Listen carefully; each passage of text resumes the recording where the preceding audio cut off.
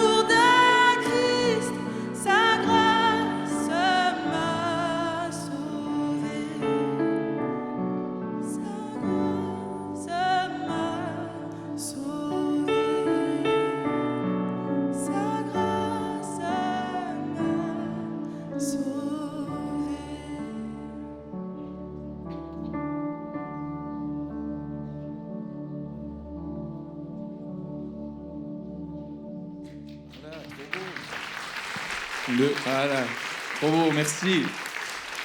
Alors, je re-souhaite la bienvenue à ceux qui sont peut-être arrivés après. Moi, je vais pouvoir introduire ce magnifique théâtre que le groupe de jeunes a organisé. Et on a juste 2 directives, parce que on est un dimanche matin, effectivement, on est à l'église, donc on veut de la joie, on veut rigoler, puis on veut prendre du plaisir. Mais pour respecter nos comédiens et comédiennes, on va vous demander 2 choses. Donc la première, c'est les allées ici. Il faut les laisser libres, parce que vous verrez. Et puis devant aussi un petit peu, mais les enfants, là, ça va parfait. Collez-vous contre les chaises. Il n'y a pas grand-chose à dire, juste que vraiment les allées soient libres. Et puis la deuxième chose, c'est que si tout d'un coup il y a beaucoup trop de bruit ou bien un enfant qui fait un peu de bruit, c'est les parents qui sont responsables de leurs enfants. Et puis vous pouvez sans autre aller vers la garderie si vous voulez. Hein, voilà, mais la garderie est disponible pour les parents. Et donc voilà, on va juste vous demander de juste respecter un tout petit peu de silence, mais voilà, enfin, sans plus. Et puis, donc... Qu'est-ce qu'il y avait de plus? Ah oui, je dois vous raconter un petit peu juste l'histoire pour que ceux qui connaissent pas forcément l'histoire de David aient juste la référence. Donc ça se passe en 1000 ans avant Jésus-Christ, donc ça fait un petit bond en arrière, 3000 ans. Et en fait, c'est une histoire, donc c'est à l'époque des rois. Donc si vous n'avez pas juste l'histoire en tête, vous verrez parce qu'elle est expliquée, mais juste... Vous imaginez que du coup, voilà, c'est l'époque des rois, il y a la guerre, enfin voilà, c'est juste pour que vous ayez un petit peu le contexte. Les rois sont des grands hommes forts, et puis vous verrez. Donc c'est un honneur pour moi. Et puis oui, c'est raconté par Jésus en personne. Donc c'est une chance pour nous. Et puis je crois que j'ai tout dit. Donc je vais vous laisser profiter de ce spectacle. Donc voilà.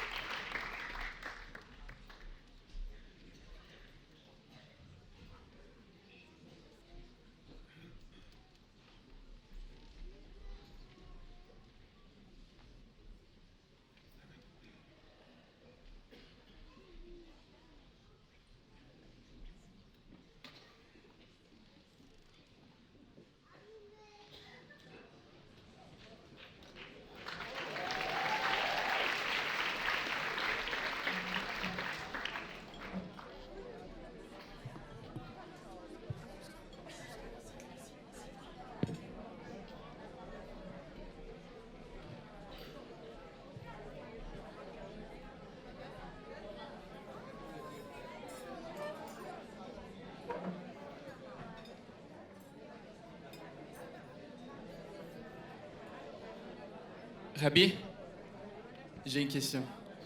Oui, parle Mathieu.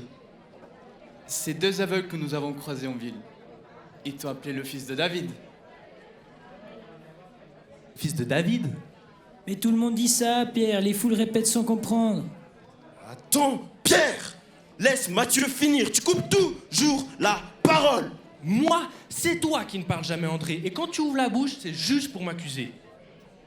Mais Rabbi, tu n'es pas directement le fils de David, n'est-ce pas? Attends, tu veux dire que David n'est pas son père biologique?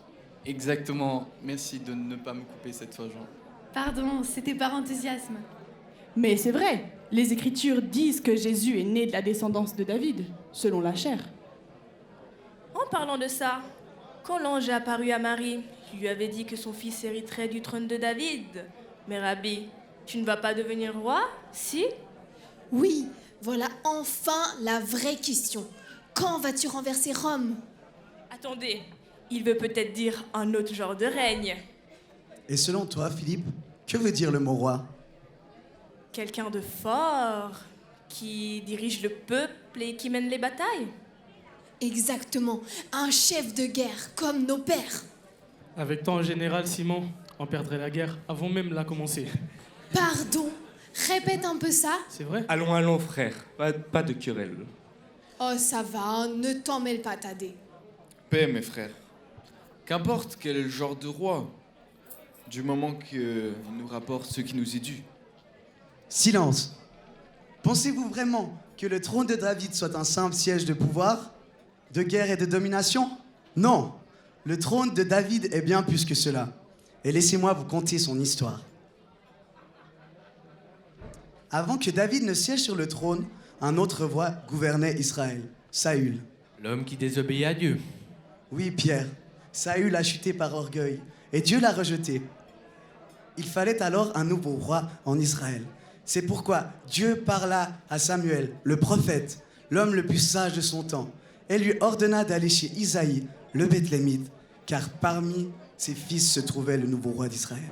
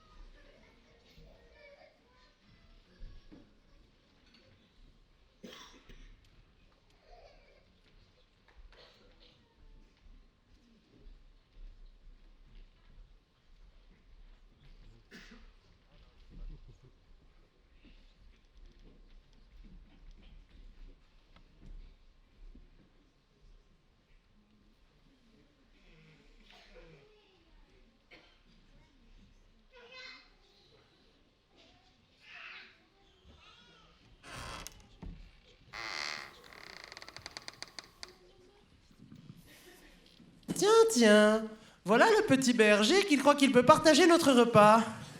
Tu ferais mieux de retourner jouer avec tes moutons. Attends, Abigail, je vais t'aider. Merci David. Regarde-le, toujours à vouloir aider, comme si ça allait nous impressionner.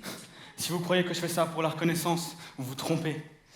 N'avez-vous donc rien compris au commandement de Moïse? N'est-il pas écrit qu'il faut aimer son prochain comme soi-même? Et voilà David et ses grandes théories. Toujours de beaux discours, jamais de preuves.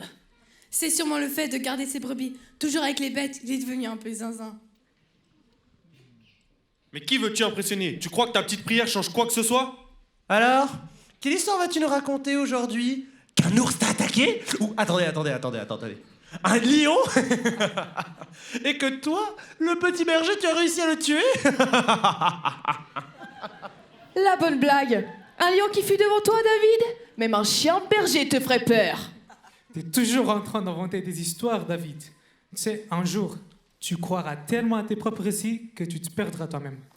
Je vous le dis, mes frères, ce n'est pas une blague. Oui, un ours et même un lion ont tenté de m'arracher mes brebis. Mais l'Éternel m'a donné la force de les vaincre. Ne me croyez pas si vous voulez, mais je vous dis la vérité. Ne me fais pas rire, David.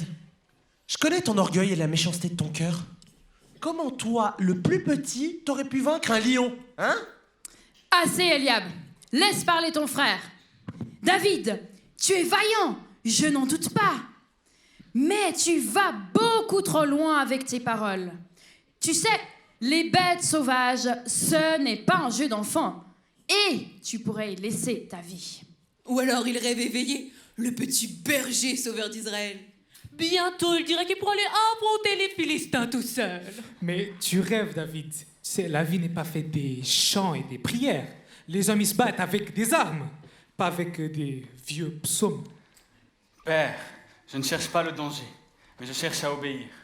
Le troupeau est à toi et je le protège. Mais sache-le, ce n'est pas par mes propres forces.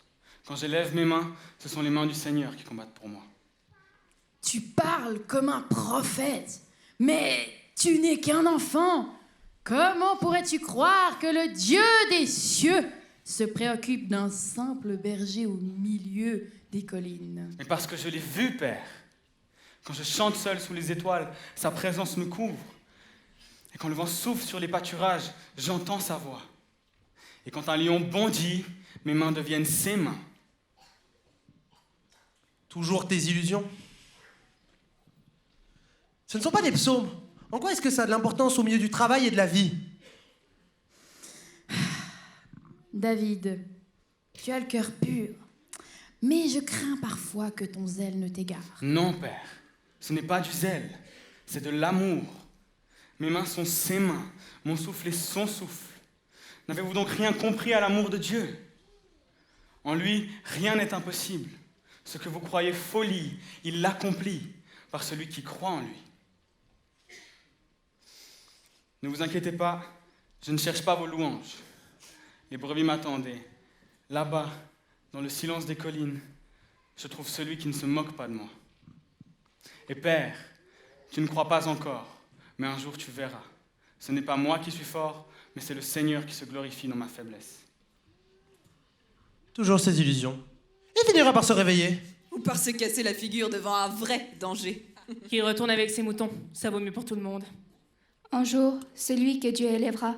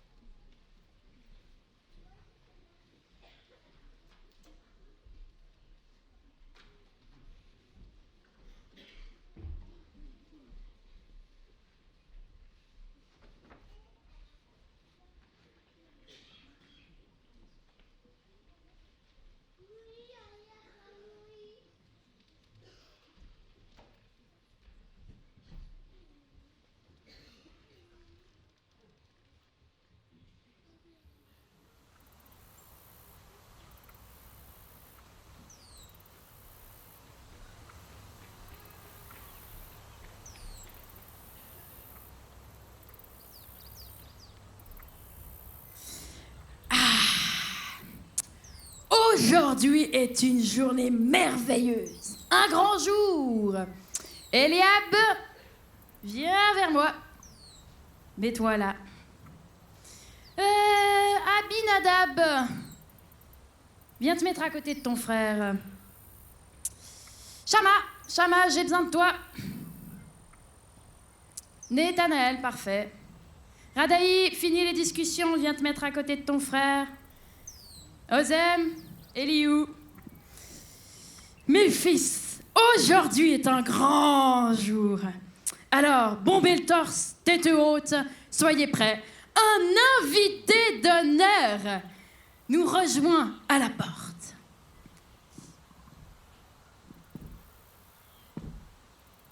Ozem. Eliab. Eliou. Oh, Samuel, c'est un honneur de vous accueillir et nous sommes ravis de participer à cette cérémonie avec vous. Merci, Isaïe. Mais avant tout, j'aimerais voir tes fils. Sont-ils tous là? Eh oui, voici mes fils. Et voici Eliab, mon aîné.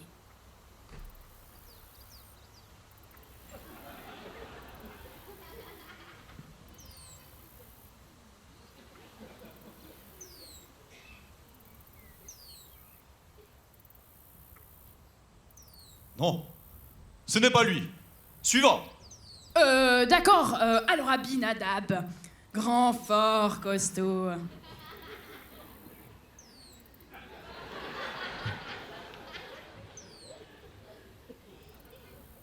Non, ce n'est pas lui non plus. Mais qu'est-ce qu'il veut exactement? Oui, pourquoi nous regarde-t-il tous ainsi? Alors, Shama, courageux, il n'a peur de rien. Non, toujours pas. Mais c'est étrange. Pourquoi ne choisit-il personne?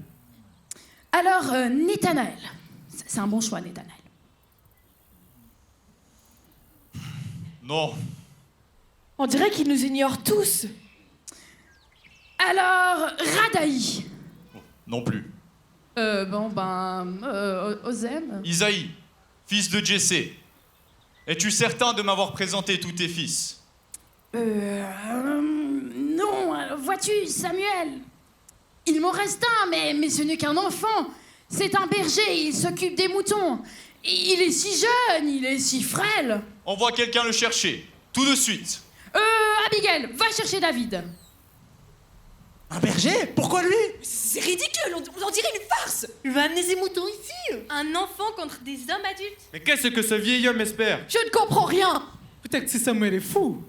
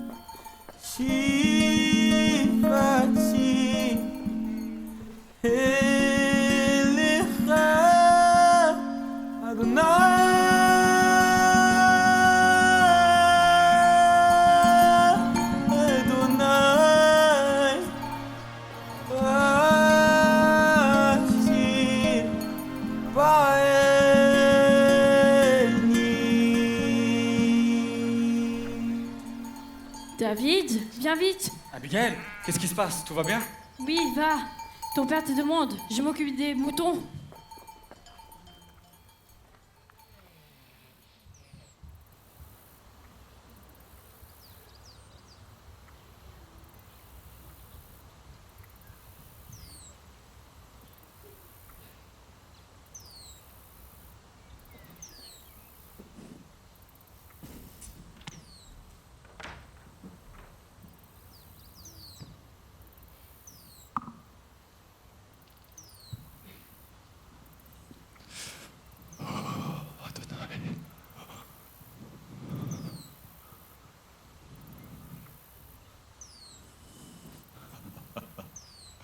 Voilà l'élu, Isaïe.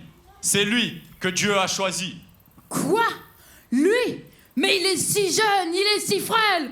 Ce n'est qu'un enfant. Isaïe, ne te fie pas à leur apparence, ni à leur taille. L'Éternel ne regarde pas à ce que l'homme regarde. L'homme regarde à ce qui frappe les yeux. Mais l'Éternel regarde au cœur. Quoi? Le petit David, roi d'Israël? C'est impossible. Il n'a ni force ni expérience. Dieu choisirait un enfant. C'est ridicule. Pourquoi pas moi ou Eliab? Il a seulement des moutons et un bâton. Et nous avons tout ce qu'il faut pour être roi. Assez! L'Éternel a choisi.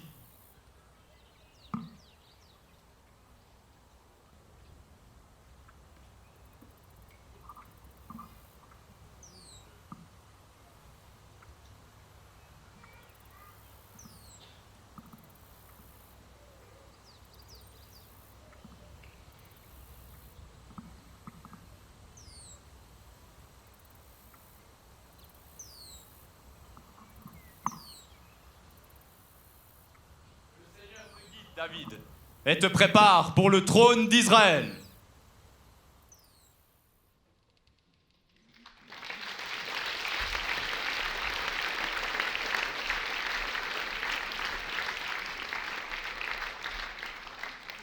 David avait seulement entre 12 à 15 ans lorsque Samuel vint avec l'huile d'onction, lui annonçant qu'il serait le prochain roi d'Israël. Pourtant, après ce moment, David resta auprès de son père, s'occupant des moutons. Lui, l'homme choisi pour devenir roi, continua humblement à garder le troupeau que son père lui avait confié. Il demeura berger jusqu'au temps fixé par Dieu. N'est-ce pas là une belle image de son humilité?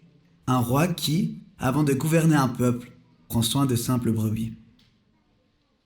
Pendant ce temps, Saül, le roi en place, sombrait de plus en plus dans la folie. L'Esprit de Dieu s'étant retiré de lui à cause de son péché, et un mauvais esprit le tourmentait. Ses conseillers cherchèrent une solution pour apaiser ses tourments. C'est alors qu'une servante se rappela d'un jeune homme qui jouait magnifiquement de la harpe, un homme rempli de la présence de Dieu. On fit venir David auprès de Saül. Le roi l'aima aussitôt, touché par son adoration, et il le nomma porteur de ses armes. Mais un jour, la guerre éclata. Les Philistins attaquèrent Israël. Parmi eux se tenait un géant de près de 3 mètres, Goliath. Le combat dura 40 jours. Durant cette période, David faisait des allers-retours entre le champ de bataille et le pâturage, partageant son temps entre les brebis qu'il devait garder et la guerre qui menaçait son peuple.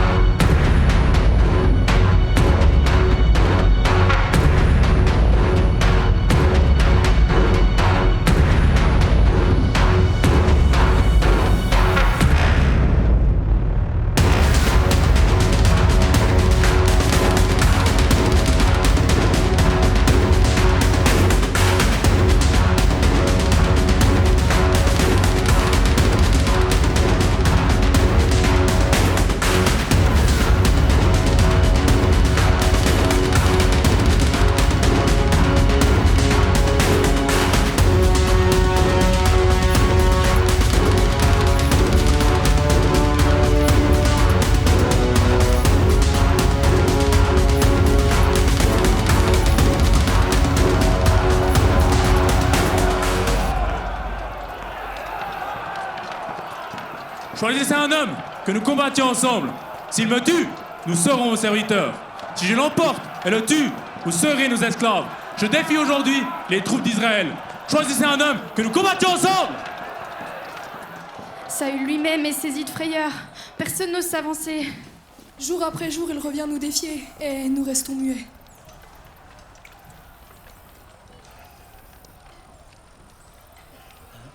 David? Hé!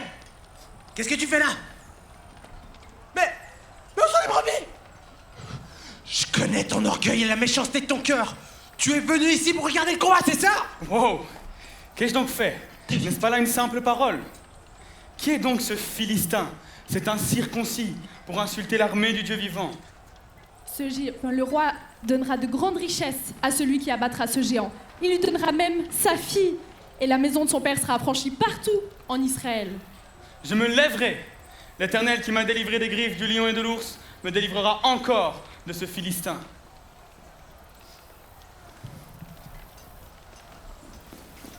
David, tu ne peux pas te battre contre ce Philistin. Lui, c'est un homme de guerre depuis sa jeunesse. Et toi, t'es qu'un enfant. Ton serviteur gardait les brebis de son père. Quand un lion ou un ours enlevait une bête du troupeau, je courais après lui, je le frappais et je lui arrachais la proie de la gueule. Et s'il se dressait contre moi, je le saisissais à la gorge, je le frappais et je le tuais. Ainsi ton serviteur a terrassé le lion et l'ours. Il en sera de même pour ce Philistin, car il a insulté l'armée du Dieu vivant. L'Éternel qui m'a délivré des griffes du lion et de l'ours me délivrera encore de sa main.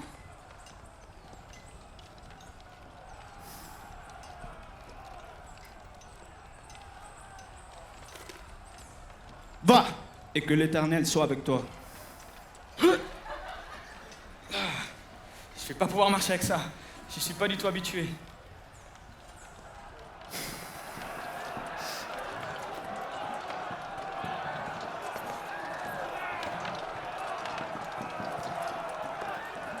Il est jeune, roux et beau de figure. Je suis un chien pour qu'on vienne à moi avec des pierres. Viens à moi et je donnerai ta chair aux oiseaux du ciel et aux bêtes des champs. Tu viens à moi avec la lance, l'épée et le javelot. Mais moi je viens à toi au nom de l'Éternel des armées, le Dieu des troupes d'Israël que tu as insulté. Aujourd'hui, l'Éternel te livrera entre mes mains. Et toute la terre saura qu'Israël a un Dieu. Et toute cette assemblée saura que ce n'est ni par l'épée, ni par la lance que l'Éternel sauve. Car la victoire appartient à l'Éternel.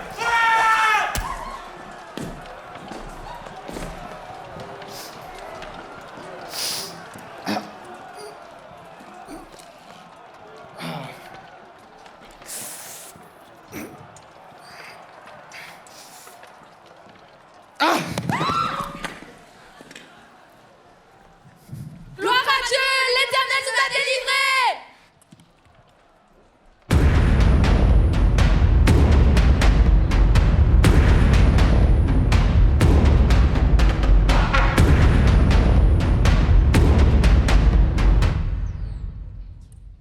Vive David, vive David, gloire à l'Éternel.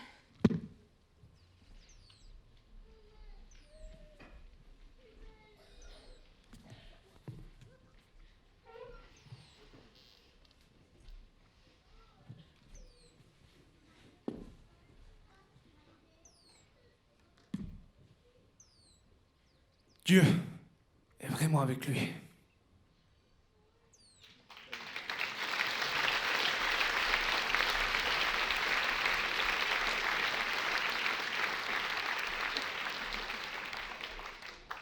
Après avoir terrassé Goliath, David fut acclamé dans tout Israël.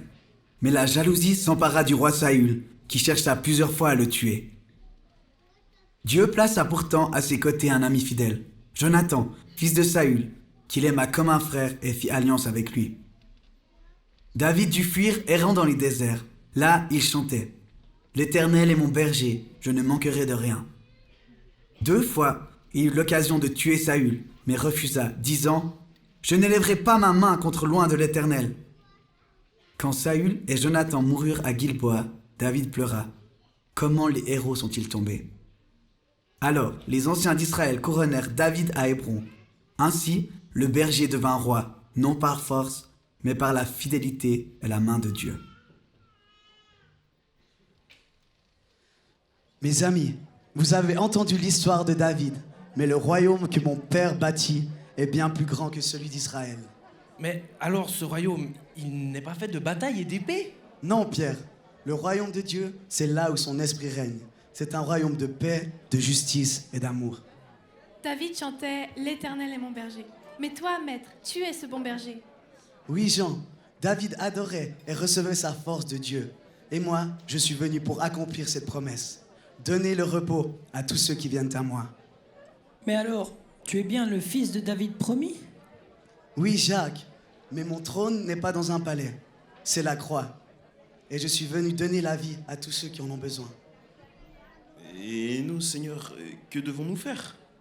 Aimez, servez et portez la lumière du royaume partout où vous irez.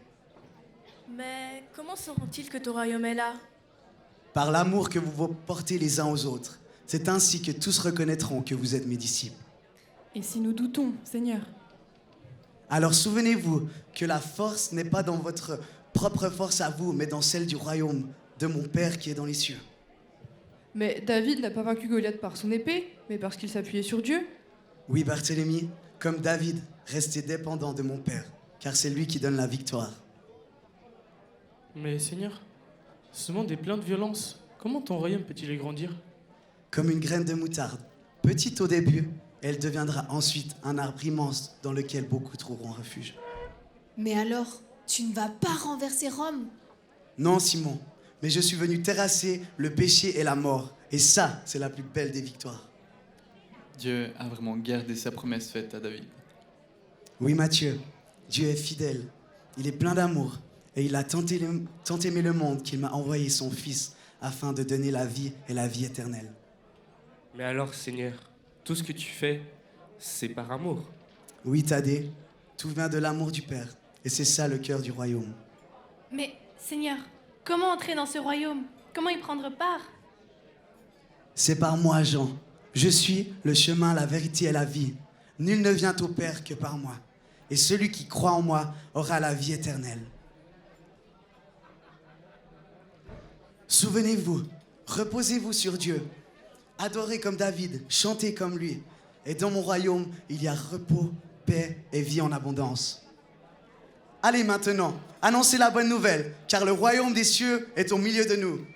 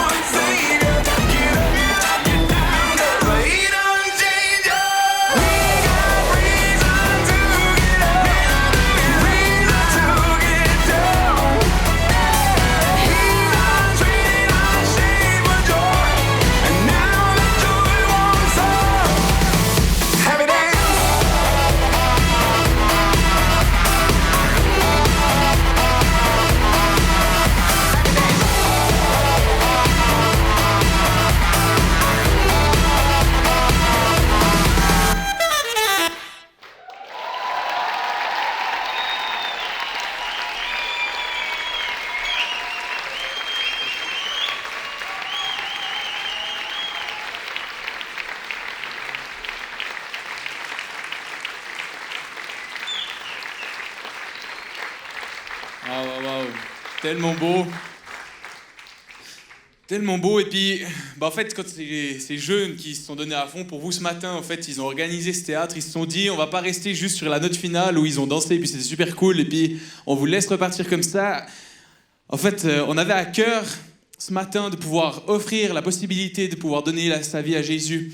Et en fait, je réfléchissais un peu ce matin à qu'est-ce qu'on pouvait dire, et puis j'ai réfléchi, on est bientôt à Noël, et puis Noël, on se commémore en fait la naissance de Jésus. Et puis je me suis dit, mais en fait, qu'est-ce que le premier sacrifice que Jésus fait pour nous sur cette terre? C'est qu'il descend du royaume. En fait, il en a parlé, Tim. Il descend de son... Donc le Jésus du théâtre. Et il descend de son royaume pour nous. Ça, c'est le premier sacrifice qui se fait. Et puis j'étais là, mais en fait, c'est déjà juste tellement beau. Jésus qui est dans la gloire du Père. Je ne sais pas si on se rend compte. Et puis ce matin, j'avais cette question, mais en fait, après la mort, est-ce que vous savez où vous allez? Et puis est-ce que vous êtes plutôt intéressé par la gloire du Père ou, ma foi, l'enfer? Et puis, en fait, je suis en train de me poser cette question.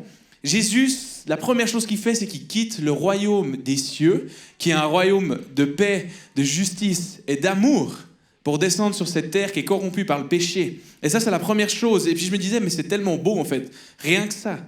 Mais ça va plus loin. Parce que, il a fait 30 ans de charpente. Enfin, 30 ans, un petit peu moins, parce que je pense que jusqu'à 12 ans, il a appris. Mais il a fait quelques années de charpente, il a travaillé, donc ça a été un homme qui a fait quelque chose. Et puis après, il a fait 3 ans de ministère.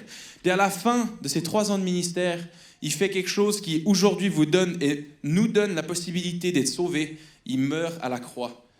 Et puis, ce matin, j'ai vraiment envie de vous donner cette opportunité. En fait, si ça vous parle, puis vous vous dites, mais moi, je veux ça, je veux quelque chose de plus, et puis je veux vivre ma vie après la mort dans la gloire. Et bien, en fait, ce matin, j'aimerais vous inviter. Si vous êtes là, et puis que vous ne connaissez pas encore Jésus, ou que vous vous sentez éloigné de lui, je vais juste vous inviter à lever la main, et puis on va juste réciter une prière ensemble. Et puis à la fin, si vous avez besoin de plus, parce que je pense que c'est le cas, vous avez besoin de plus, et bien en fait, il y aura des équipés de prière qui seront à l'avant, il y a le Gospel Connect à l'arrière, et puis donc venez aussi demander la prière, et puis apprenez, ayez faim et soif. Donc, s'il y a quelqu'un ce matin qui est vraiment intéressé par donner sa vie à Jésus-Christ, levez la main là où vous êtes, puis on va faire cette prière. Seigneur, donc répétez après moi. Seigneur Jésus, merci d'être venu sur cette terre pour moi. Merci de t'être séparé de la gloire d'en haut pour descendre ici. Et merci d'être allé jusqu'au bout sur cette croix. Et si ce matin, je suis là et que j'ai envie, Seigneur, je veux renoncer à mes péchés et te demander pardon. Je me repens ce matin. Et je vais te laisser toute la place dans ma vie. Amen. Donc voilà, on va passer à la suite maintenant, mais si vous avez besoin de plus, venez vraiment, on a ces équipés de prière, on a le Gospel Connect, enfin, restez pas juste là, il y a plus. Donc, on va passer à la suite. Moi, je vais relaisser place à la danse, donc voilà.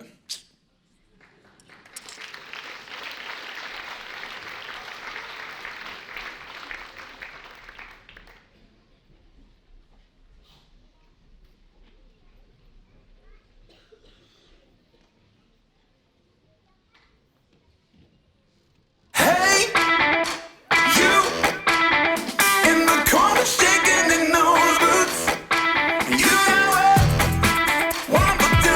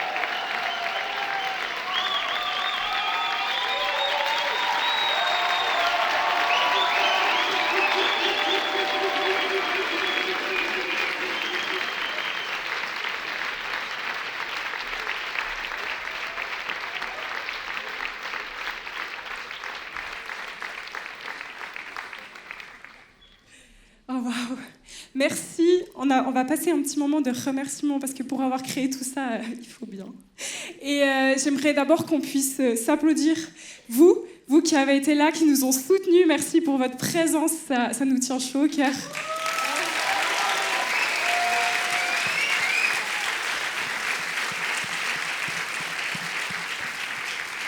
En premier, en fait, on voulait vraiment remercier les comédiens parce que vous avez fait un travail de dingue.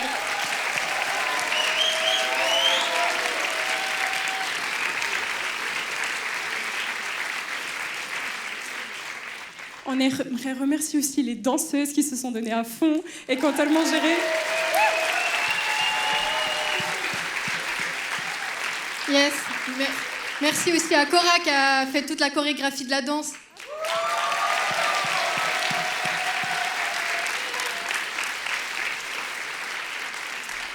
On aimerait faire un grand merci à Laël et Gaëtan qui se sont occupés de créer tout ce qui était affiché là-haut. Merci beaucoup.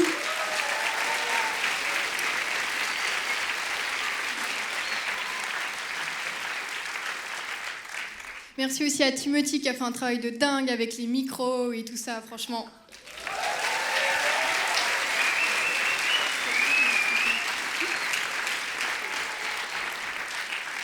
Un grand merci aussi à Fabien qui a géré les lumières et qui a couru gauche à droite. Merci beaucoup.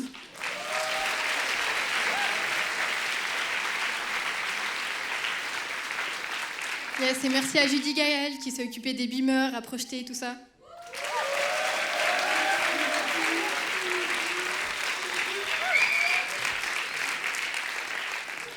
Et je sais pas ce que vous en pensez, mais moi je les trouve tous tellement beaux gosses. Ils sont trop beaux. Et du coup, on aimerait remercier Florence et Jacqueline qui étaient là pour les costumes, qui se sont chargés de créer tout ce décor. Merci beaucoup.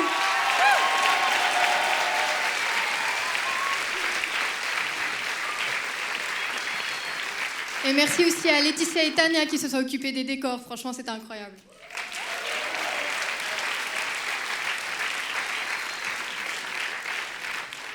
Ok, encore un grand merci à l'Église de nous avoir permis de réaliser ce rêve. Merci d'avoir donné la disposition à la place à un dimanche. Merci beaucoup, c'est précieux. Merci.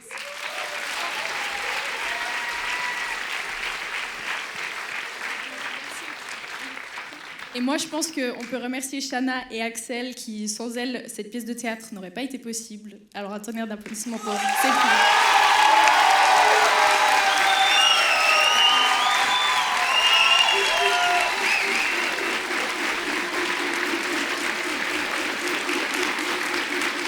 Ok.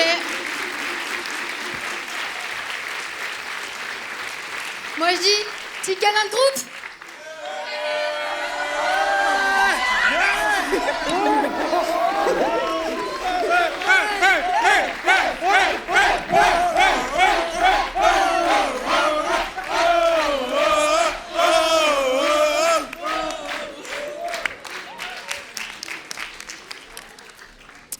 Ok, encore un grand merci à toute l'équipe, tous ceux qui ont joué. Puis je vais juste demander à Axel et puis Shana de rester encore un petit moment.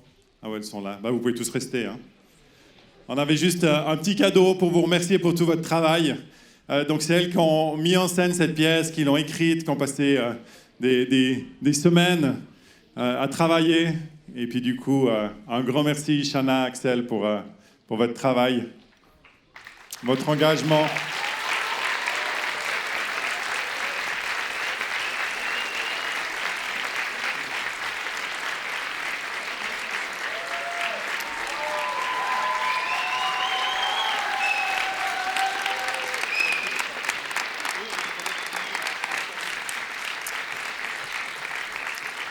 Voilà, donc il y a vos acteurs qui ont participé et puis l'Église pour ce cadeau. Et puis je crois qu'il y a aussi un cadeau pour Timothy. Encore merci Timothy et toute l'équipe de la technique pour votre travail, pour votre engagement. C'est juste magnifique. Bravo.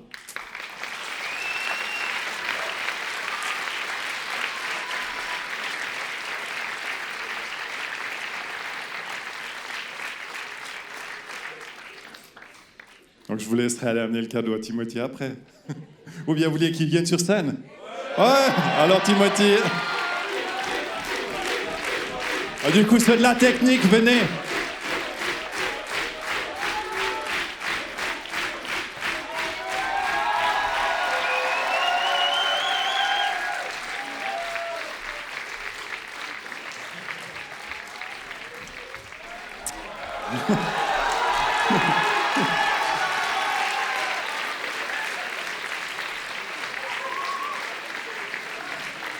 Donc Fabien, Judicaël et Timothy qui se sont occupés de la technique. Bravo.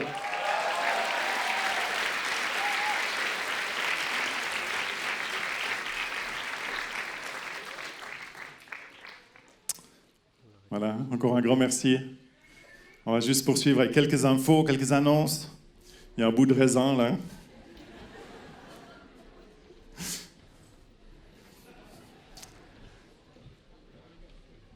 Voilà, on avait prévu pour ce matin de faire une offrande spéciale, offrande de Noël, pour 3 projets. On va simplement faire passer les paniers dans quelques minutes.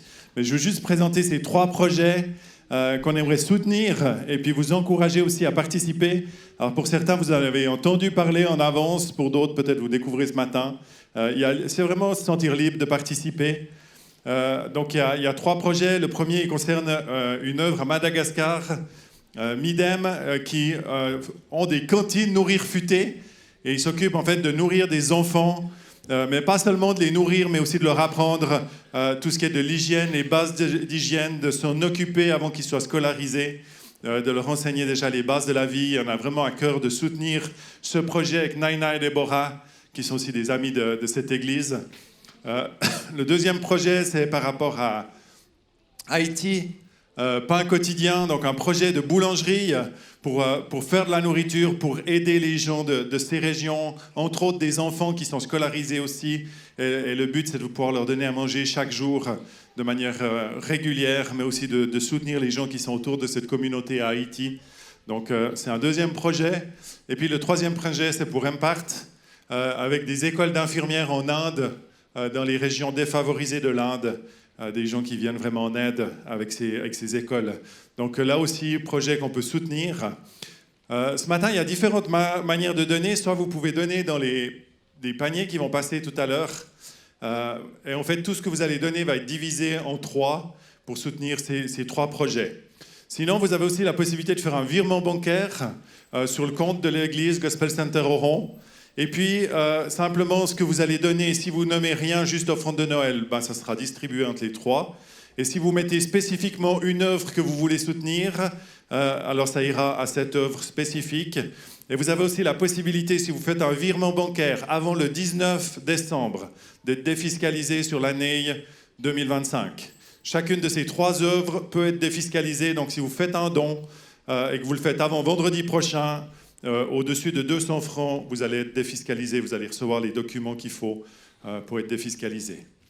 Voilà, donc on va simplement maintenant passer les paniers et puis pendant ce temps, il y aura encore un chant qui va être joué.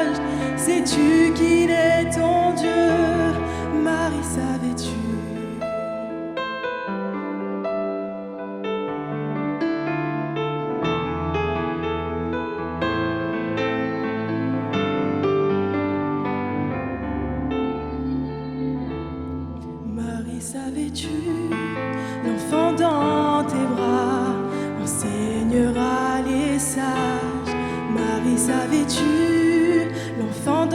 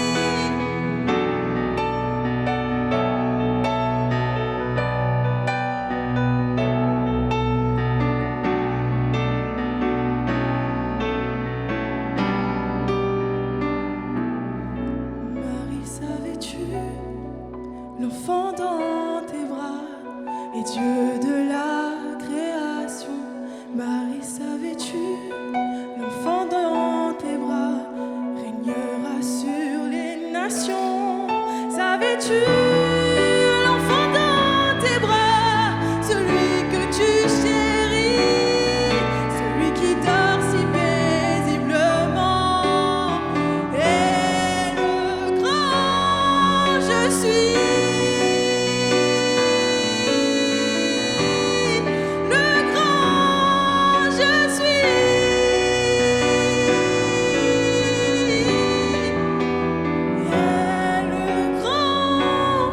Je suis le grand, je suis.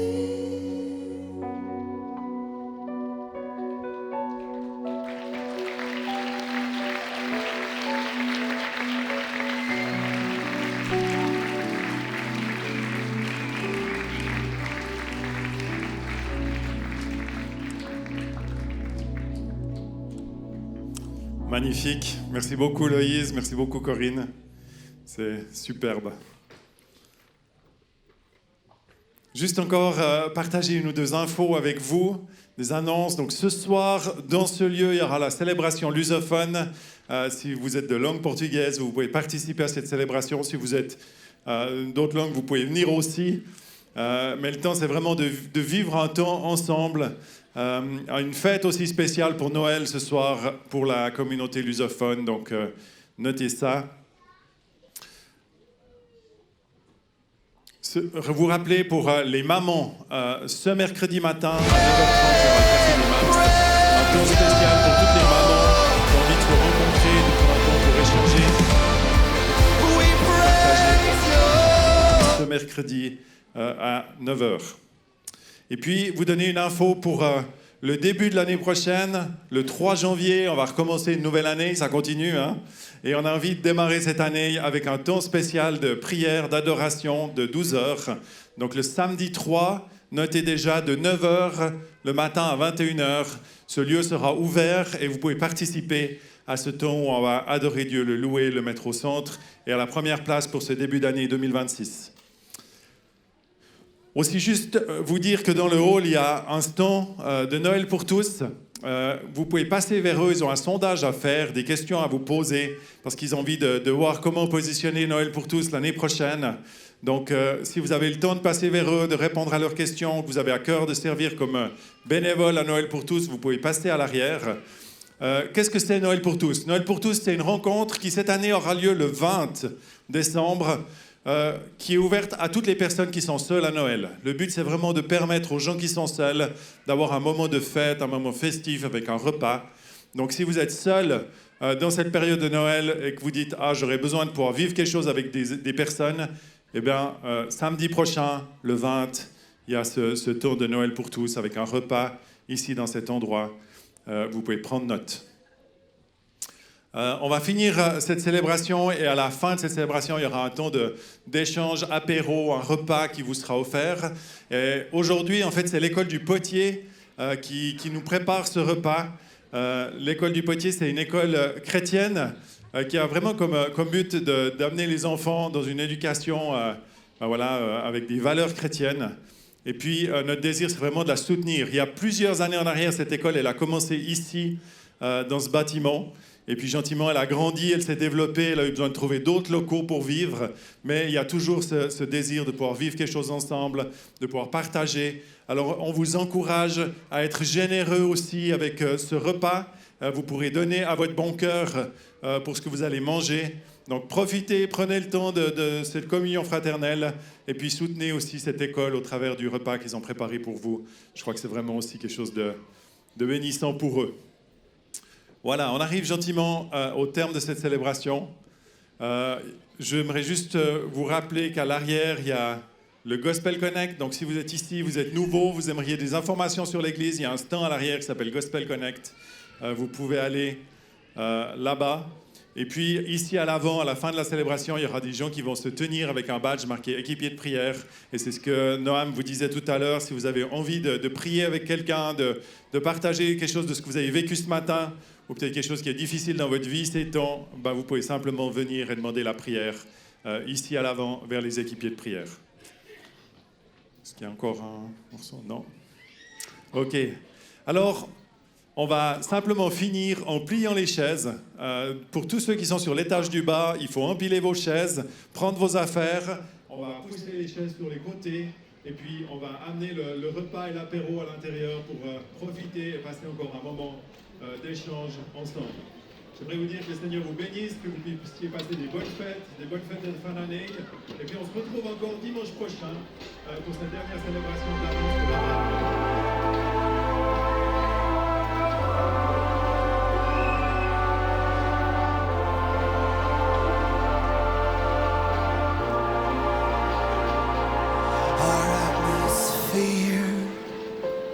bowing in reverence, you're in our midst, we cannot ignore it. We hear your steps, we feel your key.